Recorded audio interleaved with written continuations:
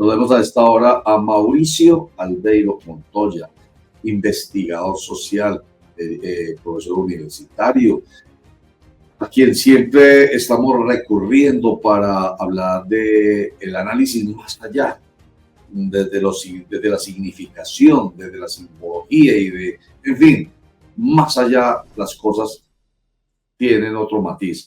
Mauricio Montoya, bienvenido a Clickracia. Roger, muy buenos días, un saludo para vos y para todo el grupo de trabajo. Gracias por estar con nosotros nuevamente, Mauricio Albeiro Montoya. Bueno, voy a empezar preguntándole algo que no tiene que ver necesariamente con lo que hemos planteado que vamos a conversar, pero hace parte de todo lo que hemos venido hablando el día de hoy a propósito de la muerte de una persona como Miguel Uribe Turbay, que para algunos significa magnicidio, pero para otros es simplemente un homicidio. Y entonces, dependiendo de quién lo diga y cómo lo diga, entonces se es muy respetuoso. Si de pronto uno dice, no, eso no fue un magnicidio.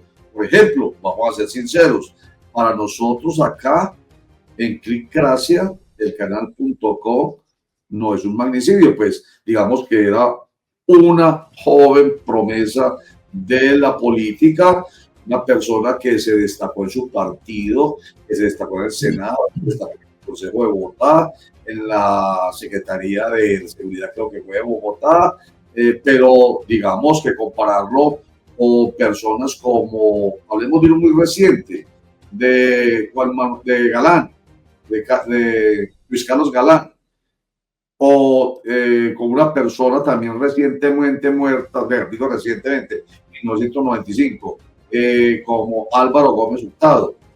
Realmente tiene ese nivel, en fin. Entonces, las palabras magnicidio, homicidio y eso que se genera en la otra palabra, oportunismo político tan terrible. Desde el punto de vista, ¿usted qué nos puede ayudar como analista que es? Bueno, en primer lugar, pues decir que siempre es triste y doloroso que las ideas políticas se combatan o tengan un combate a partir pues del crimen, del homicidio. Esto no debería pasar ni aquí ni en ninguna parte del mundo. Vemos que eso es lo primero que uno debe rechazar contra cualquier persona. En segundo lugar, pues obviamente en un clima político en cualquier país del mundo, como lo venimos viendo, puede ser desde Rusia hasta Colombia o pasando por los Estados Unidos, pues vemos que hay una serie de situaciones que tratan de aprovecharse en circunstancias electorales. Lo vimos con Donald Trump, en lo que todavía no es nada claro qué fue lo que sucedió con él, si fue un atentado, si fue un autoatentado, qué sucedió allí, pero bueno, finalmente lo catapultó para que obtuviera la segunda vez su presidencia, pues en una segunda ocasión. Y en tercer lugar, sí, las palabras son complejas. Cuando uno habla del concepto de magnicidio, si uno lo busca en el diccionario, obviamente va a hablar de una figura política que ha sido apartada, asesinada, y claro, va a ser utilizado el término como rédito político. Y yo creo, como venían ustedes hablando, los estaba escuchando minutos antes, creo que es una situación a la que hay que prestarle bastante atención. Lo decíamos la vez pasada que conversábamos a partir de la oclocracia, como también todas estas manifestaciones se convierten en una forma de pescar en río revuelto. Y lo hemos visto pues con muchos candidatos, con todos los que están o los precandidatos. Entonces sí, una situación lamentable. La muerte de cualquier persona debe ser cuestionada y más en esas circunstancias, lo que no quiere decir entonces que tengamos que convertir esto pues en un martirológico o una figura de martirio para hablar entonces, como ha pasado en muchas ocasiones aquí, de figuras mesiánicas que serán las únicas que pueden salvar tras estas situaciones, porque lastimosamente ya las hemos vivido y ojalá pues que no se vuelva esto una oportunidad de trampolín para muchos que solo han buscado es beneficiarse y que no tienen en realidad, pues diría yo con todo respeto, ningún sentimiento de solidaridad, sino de aprovecharse de las circunstancias. Exactamente, aprovechamiento, oportunismo. Y permítame, lo aprovecho con la palabra oclocracia, que utilizamos también nosotros desde un principio hoy, para hablar de precisamente lo que la muchedumbre supuestamente puede hacer en favor de en este caso quienes las utilizan, a la muchedumbre, la turba, la muchedumbre por encima de la democracia, porque precisamente es degradación de la democracia, ya no las instituciones, sino la muchedumbre la que toma decisiones. Usted que conoce el término, háganos por favor un comentario respecto de lo que puede correrse en riesgo en un país si dejamos que la autocracia sea la que esté por encima de la democracia. Sí, lo decíamos la vez pasada y decíamos que en ocasiones esta muchedumbre, masa, o digamos a veces la gente en su visceralidad puede cometer muchos daños, ¿no? Hemos visto casos históricos, lo decíamos la vez pasada con la Revolución Francesa y la idea de la voluntad popular, incluso podríamos irnos al momento del magnicidio de Jorge Eliezer Gaitán, donde la muchedumbre embravecida, enloquecida, pues generó lo que generó aquel 9 de abril de 1948 y los días sucesivos. Yo creo que lo que necesitamos ahora es también una palabra muy bella, es la sindéresis, ¿no? Estar en un punto intermedio, saber que esto es una situación compleja a la que tenemos que hacerle frente, pero con sindéresis saber también que estar acusando, generar señalamientos, decir X o Y es el responsable, pues tampoco aporta nada. Y eso es lo que genera cuando en un medio de comunicación, sea el que sea, o algún representante político en un medio de esto de comunicación, pues repite y reitera una serie de acusaciones sin ninguna prueba, o dice o llama a la muchedumbre a decir es hora de que nos levantemos o que ya no pueden seguir las cosas así, pues obviamente uno no sabe quiénes son los que escuchan este tipo de cosas. Ya lo hemos visto y lo dijimos la vez pasada, a veces ya los linchamientos no están en las piras de fuego donde eran quemados los personas que eran consideradas herejes, sino que ya la pira parece ser las redes sociales, y como lo hemos visto, pues a raíz de eso, pues se tejen también una serie de asuntos que permiten que se amenace a las personas, incluso que se llegue al atentado personal. Lastimosamente nosotros lo hemos vivido, y voy a utilizar un término histórico que se usó aquí y que lo usó un representante del Partido Conservador en una época álgida de la violencia en Colombia, cuando en los años 30 el Partido Liberal, después de mucho tiempo, recuperó la presidencia. Recordarán ustedes que el entonces líder del Partido Conservador, Laureano Gómez, pronunció estas palabras, ¿cierto? Haremos invivible la República y llegaremos al atentado personal si es necesario. Una situación pues que obviamente exacerbó la violencia en aquella época. Para cualquiera que haya leído un libro de historia de aquella época lo sabrá. Entonces yo creo que lo que tenemos que evitar con sindéresis y con racionalidad es que estas cosas se vuelvan a repetir.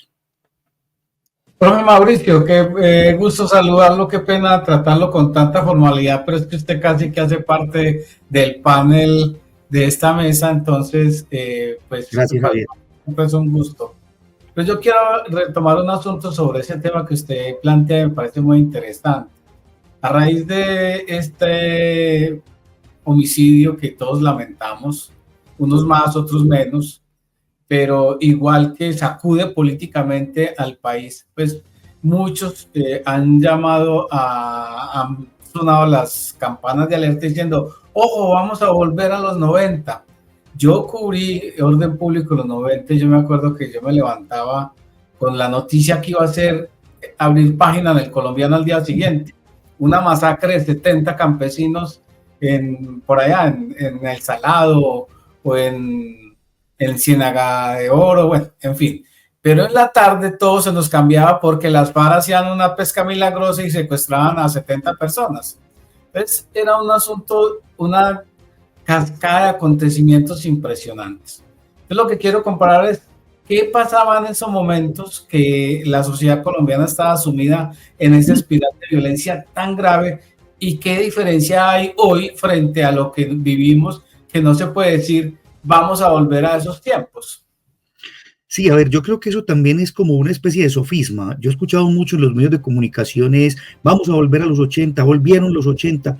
Pues yo en realidad tampoco creo que hayamos vuelto a los 80. Ha habido un cambio estructural en la sociedad colombiana y también pues muchas transformaciones que nos han llevado a pensar. Incluso, aunque a muchos no les guste, los procesos de paz han logrado que en muchas regiones del país, a pesar de las circunstancias y que tenemos disidencias y todo lo que sabemos que tenemos, muchos procesos de paz sirvieron, e incluso el que hizo el expresidente Santos, para que en muchas regiones del país se calmara la violencia, el asesinato se tuviese una reducción.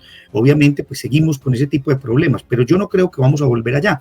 ¿Qué es el asunto? Que claro, frente al asesinato, la muerte de un personaje de la política colombiana que venía pues haciendo un trampolín para llegar a la presidencia, gústenos o no, pues obviamente los medios van a generar, como dice Roger en muchas de sus apreciaciones, un zoom que va a opacar otras cosas.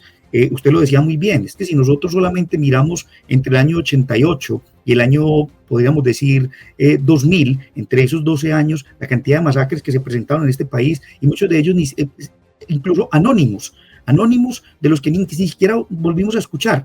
Hace algunos años yo recuerdo, y perdón que me tome un segundo más para decir esto, que en el Congreso de la República algunas personas fueron con unas fotografías de las víctimas, ¿no? Y yo escribí una columna en un periódico preguntando qué tanto sabían las personas que llevaban la fotografía de esa víctima, quién era, qué hizo, por qué lo asesinaron, cuáles eran sus luchas políticas, o si también, al igual que como pasa hoy, también ese era un oportunismo político para utilizar a las víctimas como reducto electoral, como posibilidad de ganar votos frente a un colectivo que sabemos que es muy importante en el caso colombiano. Entonces, yo no compararía tampoco, me parece que son dos épocas distintas, son dos situaciones muy diferentes, obviamente están transversalizadas por situaciones asociadas al narcotráfico, a la violencia, que la vivimos absolutamente todos los días en muchos territorios de Colombia, y que ojalá pues esto también sea una oportunidad para pensar, y que yo me preguntaría, por ejemplo, y lo vamos a escuchar seguramente en los próximos meses durante la campaña electoral, a mí me gustaría escuchar a los candidatos hablar específicamente de cuáles van a ser sus propuestas para la seguridad y para que cosas como estas no pasen, y no que se convierta entonces la figura del martirio de un personaje que ha sido asesinado en estas circunstancias como la bandera política, y que a la hora de la verdad pues no tengamos nada de esencia ni de fondo, sino que sea todo un elemento cosmético para decir al fin y al cabo que entonces llega un Mesías que nos va a salvar de cosas como las que estamos viviendo. Y la violencia no es de ahora, la violencia no es como la tenemos aquí en la cabeza en nuestra historia más reciente, después del asesinato de Jorge Eliezer Gaitán, que se habla de la época de la violencia. Usted nos llevó hasta 1930, ¿cierto? Pues fue la fecha que nos dio de cuando esa frase lapidaria de Laureano Gómez, es absolutamente lapidaria. ¿La repite, por favor?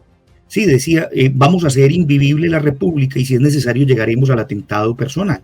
Pues una situación que obviamente pues exacerbaba en ese momento los ánimos. Incluso yo les digo, miren, hay un libro, y a mí me gusta siempre cuando conversamos recomendarles cosas, porque es muy bueno que a veces los televidentes y todos nosotros nos acerquemos. Alfredo Iriarte, que era un gran escritor bogotano, fallecido ya, pero con una obra prolífica, tiene un libro muy bello que se llama La historia en contravía. Yo creo que todos los colombianos deberíamos leer ese libro de La historia en contravía para entender lo que fueron los años 30, 40 y 50 y lo que eso generó en el imaginario colombiano. No en vano, se llama la época de la violencia en Colombia. O sea, que ya una época tenga ese título, pues obviamente pues da que pensar y hace que nosotros tengamos que ir allí para entender lo que fue el impacto de la violencia desde todos los bandos, porque no podemos decir que solo fue un bando, sino que supimos, sabemos y hemos leído lo que eso significó y ha significado en la historia nacional. Pero hubo otros comentarios más duros. No sé si injustamente la historia le está atribuyendo un comentario demasiado duro a Monseñor Miguel Ángel Willes, quien en alguna vez dijo desde su púlpito, no sé si es verdad, pero de alguna manera eso escorrió, si no fue él fue otro, dijo que matar liberales no era pecado. Sí, exacto, digamos que eso lo podemos encontrar incluso, miren, antes del informe de la Comisión de la Verdad, que todos conocimos pues y hemos venido estudiando porque es un informe bastante amplio y grande, pero la Comisión Intereclesial de Colombia, muchos obispos y sacerdotes entregaron un informe de cuál fue el papel que jugó la Iglesia durante la época de la violencia, y obviamente pues encontramos claros oscuros, bemoles. Vamos a encontrar amplio espectro de la Iglesia que lastimosamente se afilió a estas ideas, condenó una serie de particularidades del Partido Liberal, del Partido Comunista, casi que señaló a ciertas personas, a ciertos individuos políticos y a las personas que profesaban este tipo de cosas. Incluso, miren, y bueno, y también habló de cómo otros se afiliaron al otro lado, algunos, pues como conocemos los casos famosos del padre Camilo Torres, que terminó, a mi modo de ver, cometiendo un error, yéndose a reclutarse o a pertenecer a la guerrilla del ELN. También encontramos pues esos bemoles en la Iglesia, pero quiero referir un caso también que es bastante particular. Recordarán ustedes la masacre de Segovia, esa masacre aterradora que incluso después se atribuyó como autor intelectual a César Pérez García, que allí existía incluso un aparato orquestado que llamaron el baile rojo, y que hay un documental que recomiendo mucho que se llama así, El baile rojo, de Yesid Campos, que lo pueden encontrar en internet, donde se muestra como digamos, un aparato orquestado para asesinar a las personas bajo la idea de que eran rojos, de que habían votado por la Unión Patriótica. Recuerden ustedes que la gran causa, o lo que después dijeron algunas de las personas que participaron en esa masacre de Segovia a finales de los 80, fue: a nosotros nos dijeron que todos eran rojos, que habían que matarlos porque votaron por los comunistas. No olvidemos que por aquella época pues ya existía la elección popular de alcaldes y de concejales, y que allí en Segovia había ganado una alcaldesa, Rita Tobón, que pertenecía a este partido, y había ganado también un gran número de concejales que pertenecían a la Unión Patriótica. Era un partido recientemente creado y que todos sabemos pues se cometió, aunque el término no sea el más adecuado porque políticamente no es, algunos llaman genocidio político contra la Unión Patriótica, pero lo que sí se cometió fue un asesinato sistemático de líderes políticos de la Unión Patriótica como Bernardo Jaramillo Ossa y otros, y también de militantes, personas del común y corriente que pertenecían o que hacían parte de este partido. Qué vaina con usted, hombre, Mauricio Montoya, que veníamos a hablar de un tema hoy, pero la dinámica de los acontecimientos da para que aprovechemos a personas como ustedes. Mire cómo ha sido de valioso usted hoy. Empezamos con un comentario inicial y mire que ya nos llevamos más de la mitad de la entrevista y no vamos a hablar del diablo hoy, por lo que vamos a hablar del diablo y las festividades. Pero no importa, no voy a dejar de utilizar la palabra diablo para decir que, con base en lo que tenemos en la cabeza, en el imaginario colectivo de lo que es el diablo, nosotros pareciera que realmente estuviéramos dominados por el diablo. Me refiero a tanta violencia, tanto dolor. Mire lo que acaba de decir Javier, es aterrador. Un sacerdote que es una de las figuras más reconocidas, yo no sé si en la mitología, como él mismo lo dice, de nuestra historia de la violencia, Miguel Ángel Builes, que decía del púlpito: matar liberales no es pecado. O devolvernos a lo que usted decía de Laureano Gómez, conservador al contrario, o sea, al punto contrario. Esta guerra fratricida nuestra parece que nos hiciese pensar que el diablo anda metido entre nosotros. Bueno, coloquialmente, pues usted lo coloca, a mí me llama la atención porque recordarán todos esa famosa imagen de Chávez subiéndose al atril de Naciones Unidas después de que habló el presidente Bush hijo, y decir, pues aquí huele a azufre, ¿no? Esa referencia que siempre hacemos para referirnos a la idea del diablo. Aquí habló el diablo, dijo Chávez en ese momento, y lo acabamos de revivir hace poco, pues con una congresista que también en el Congreso de la República, pues decía lo mismo para referirse entonces al gobierno Petro. Miren, esa figura, y lo voy a empezar asociando con la idea de la política, incluso la tenemos no solamente asociada a la idea del diablo, también estaba asociada a la idea del anticristo. Recordarán ustedes que en la segunda mitad del siglo XX, pues muchos terminaron teniendo el título de anticristo. Hitler, Mussolini, Saddam Hussein, incluso recordarán ustedes que al propio Gorbachev, por su mancha famosa pues en la cabeza, se le llegó a atribuir la idea de que era el anticristo. Claro, por todas esas ideas que existían de la contrariedad política, que en la segunda mitad del siglo XX, pues entre el capitalismo y el comunismo, la famosa Guerra Fría, pues asociaba el concepto del demonio al enemigo, al otro.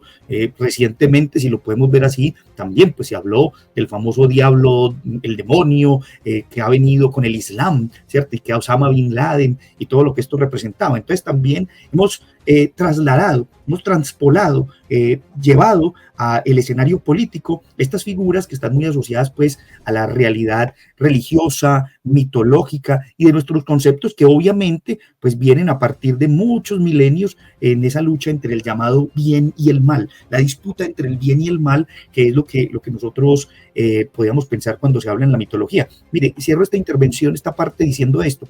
Recordarán ustedes que es un texto clásico pues de la famosa literatura occidental, el Fausto de Goethe, ¿no? Donde Goethe, pues algunos dicen que es su propia biografía, pero donde Goethe habla de una figura diabólica, el diablo, bajo el nombre, porque tiene muchos nombres a lo largo de la historia, de Mefistófeles, que hace un pacto de sangre con Fausto para que le entregue su alma después de la muerte, cuando Fausto le ha dicho pues que siempre y cuando él logre todo lo que él quiere en la tierra, pues le entregará su alma en la otra vida. Bueno, las dos partes del Fausto de Goethe, que recomiendo mucho leer también, es una lucha interesante entre el bien y el mal. A lo último, pues Fausto se salva, pero después de muchas peripecias. Pero es esto, o sea, como una figura que está asociada a la maldad, como esta figura del diablo, o también que algunos llaman el demonio, aunque es diferente, también pues en términos religiosos y teológicos, hace parte de nuestra realidad contemporánea. Entonces, alguien que es señalado como el diablo está asociado a la maldad, ¿cierto? Yo creo que aquí hasta muchos en una época asociaron figuras pues como Pablo Escobar a la idea del diablo, de la maldad plena, de la que siempre, digamos que no queremos estar ahí, ¿cierto? O también la literatura religiosa nos muestra a nosotros al diablo como una figura tentadora. Recuerden ustedes dos casos de la Biblia, uno del Nuevo Testamento, donde Jesús es tentado por el diablo en 3 ocasiones, y también la figura del Antiguo Testamento, donde el diablo llega como una especie de pacto con Dios, pareciera una novela picaresca, para tentar a Job y decirle, pues le diste todo, quítale todo y verás que te hará lo contrario, ya no te venerará, sino que te odiará. Entonces hablamos ahí de la paciencia del buen Job, que a pesar de toda la maldad que sufrió, y a pesar de todas las tentaciones, pues nunca decayó y siempre estuvo fiel a Dios. Entonces esas son las cosas. Sumado a eso, como está la contracara, ¿no? Que es como decir una moneda con sus dos caras. Está esta figura, pero también está la figura carnavalesca, está la figura donde el diablo juega un papel curioso y que tiene otra concepción que está asociada pues a la festividad, al jolgorio y a veces como también a los desmanes o a los pecados capitales, pero que juega también, como lo hace en la literatura, a ser, como dirían los españoles, un diablo cojuelo, que es un diablo travieso con el que nos enfrentamos cotidianamente. Mauricio, como el diablo de Río Sucio, sabemos que significa festividades, pero yo tengo dos cosas que mencionar. ¿Cuántos crímenes se han cometido desde los que persiguen al diablo o le quieren sacar el diablo a las personas? No nos podemos olvidar la famosa cacería de brujas, a sacarle el diablo y se cometen crímenes atroces. La historia lo dice y no nos lo estamos inventando, por un lado. Y por otro lado, quería mencionarle algo que me pareció muy curioso. Lo he visto que lo toman como en broma en redes sociales. Es que la gente se pregunta, desde la iglesia le dicen a uno que si uno se deja tentar por el diablo, si uno deja y comete los pecados incitado por el diablo, el castigo es irse a sufrir castigos del mismo diablo. Entonces eso es una especie de paradoja, de contradicción. ¿Cómo así? Que yo sigo al diablo y el diablo mismo me castiga. Sí, a ver, esas son dos cosas muy curiosas. Empecemos como por lo primero, Germán. A ver, en el siglo XV existió un texto muy famoso, se escribió en aquella época, se conoció como el Malleus Maleficarum, era conocido como el martillo de las brujas. Fue un texto que escribieron unos monjes y según ellos, en ese texto estaban pues todos los parámetros para poder distinguir a una persona que hubiese hecho un pacto con el diablo. Las más castigadas por aquella época, como lo fueron también durante la época de la Inquisición, fueron las mujeres, a las que se les consideraba más proclives a caer en las garras del diablo y a convertirse en brujas y a realizar aquelarres. Pues hombre, valga aquí aclarar que muchas de estas mujeres lo que eran grandes conocedoras de las plantas, de la botánica, etcétera, pero en ese tiempo no tener ese conocimiento o no poder entender lo que estaba sucediendo, pues muchas fueron acusadas de brujas, de hechicería y condenadas a ser ahogadas, ahorcadas, quemadas, como fueron muchas. Entonces el Malleus Maleficarum es un referente de eso, el martillo de las brujas, conocido así pues como un texto para perseguir la hechicería. Pero no solamente en la Iglesia Católica pasó eso, en el judaísmo y en el Islam también hubo procesos, entre comillas, inquisitoriales de persecución contra lo que llamaron herejes, apóstatas, personas que se separaban de las doctrinas oficiales. No olvidemos, por ejemplo, la famosa quema de Giordano Bruno en el año 1600 en la Piazza de Fiori, que fue uno de los grandes astrónomos, uno de los grandes conocedores de lo que sería la cosmología en el siglo XVI y XVII, terminó siendo quemado por la iglesia, siendo un monje dominico, ¿cierto? Y terminó quemado por la iglesia, acusado de herejía. Y en muchos otros casos también la quema se utilizó como un tema político.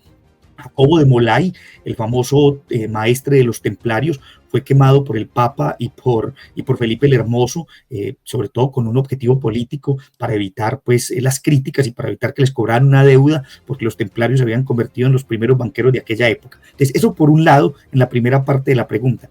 Y ya la segunda, claro, hace poco en una columna escribíamos un texto con un compañero, colega de la universidad, donde hablábamos de eso, ¿no? Existe, por ejemplo, desde los años 60 en Estados Unidos, una iglesia dedicada a la iglesia de Satanás, ¿cierto? Y varios de sus fundadores crearon incluso como un decálogo para decir que ellos son seguidores de Satanás, adoradores de Satanás, y que así como los que creen en el otro lado, en cualquier otra religión, consideran que su deidad o su Dios los va a premiar en la otra vida por lo que han hecho, pues estos consideran que el gozo va a ser muy bueno por haber seguido y digamos, venerado la figura de Satán. No en vano, pues el dicho popular o el famoso comentario popular a veces dice que es mejor, si el cielo o el infierno. Entonces algunos dirán que es mejor el infierno porque la conversación puede ser mucho más agradable.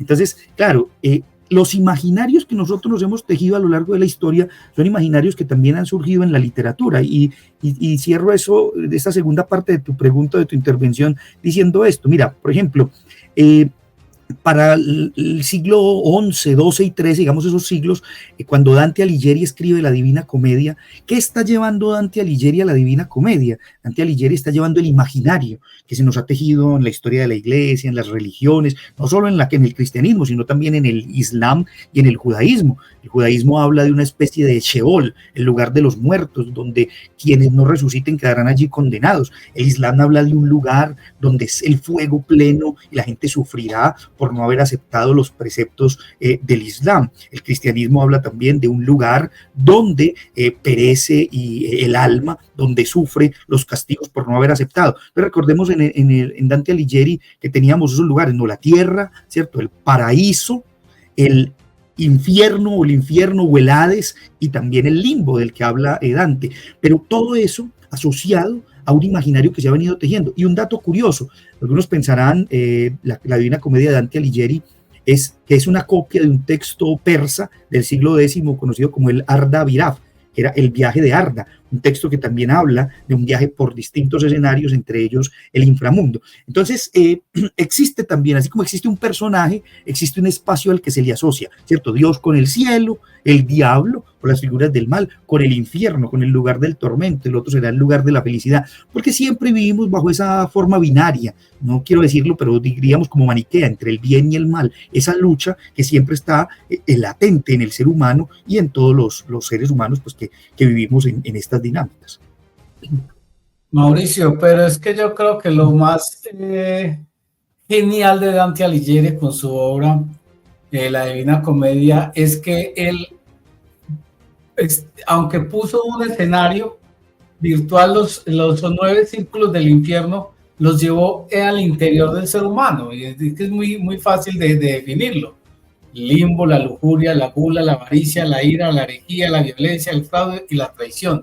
Esos son elementos que el ser humano lleva intrínseco en sí mismo. Es decir, él lo que planteaba es que el infierno no existe en ningún lugar físico, sino dentro de cada cual, y por eso la redención también la plantea como una virtud, a través de Beatrice y de el poeta, ¿cómo se llama?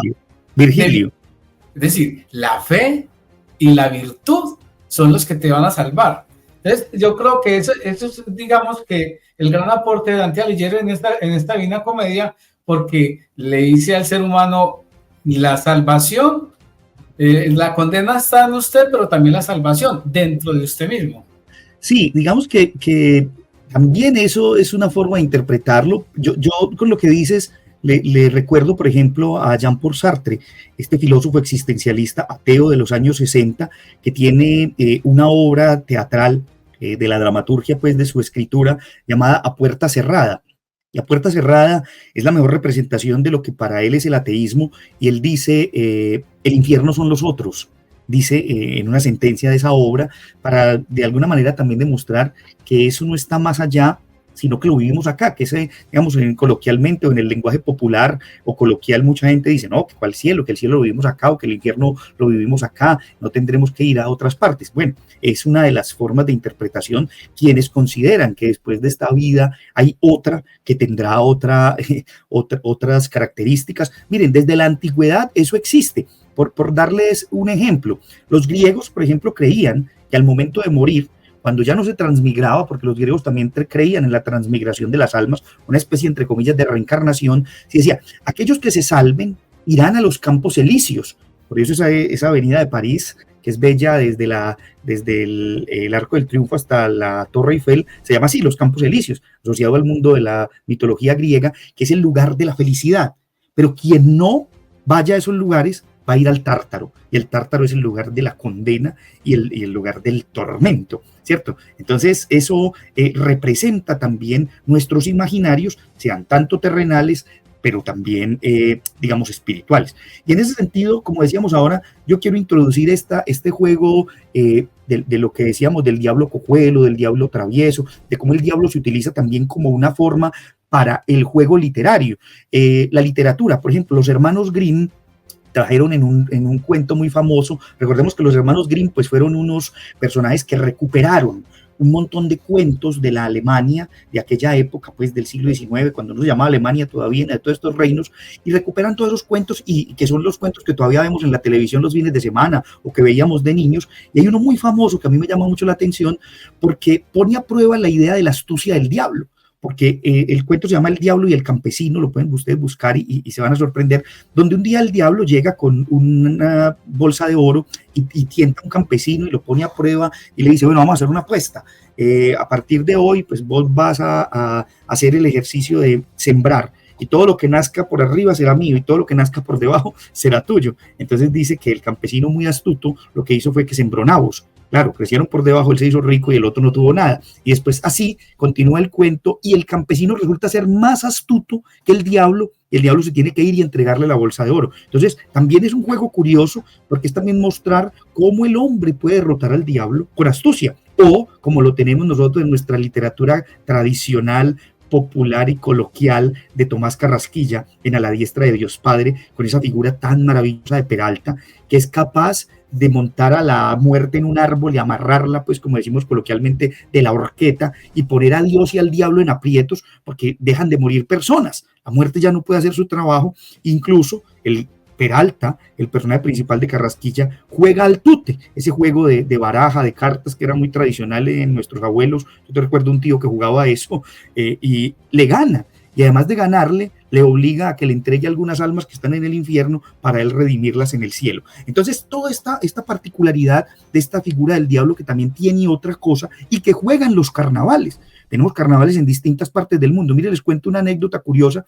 Yo hace poco llegué del Perú y tuve la oportunidad de estar en Arequipa. Y me sorprendió mucho, porque el día que se celebra la Virgen del Carmen, pues yo recordaba, o todos aquí en Colombia vemos pues lo que significa la Virgen del Carmen para los conductores. Resulta que en Arequipa no.